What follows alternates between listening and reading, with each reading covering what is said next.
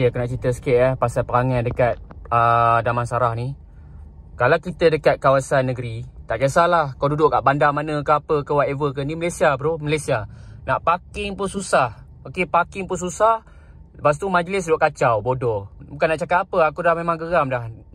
Duduk negara sendiri. Parking punya susah, majlis kacau, VVIP boleh parking sesuka hati. Ni Malaysia ke? Aku rasa zaman Madani ni dah makin teruk dah Malaysia. Malaysia memang teruk lah. Ya, serius cakap. Tak apalah. Harapkan doa sajalah. Semoga benda ni akan berakhir lah. Zaman sekarang aku cakap dengan korang kalau korang duduk KL, jujur lah aku cakap, parking pun susah. Kalau kita pergi negeri-negeri macam Pahang ke mana, kau parking lah mana-mana pun. Kalau majlis kacau tak seteruk KL tau. Serius cakap. Cuba kalau VVIP bodoh yang parking kat depan ni. Semua clear. Okay? Itu saja perkongsian pada hari ni. Ni, kawasan ni. Bapak kepala Cina banyak semua ni.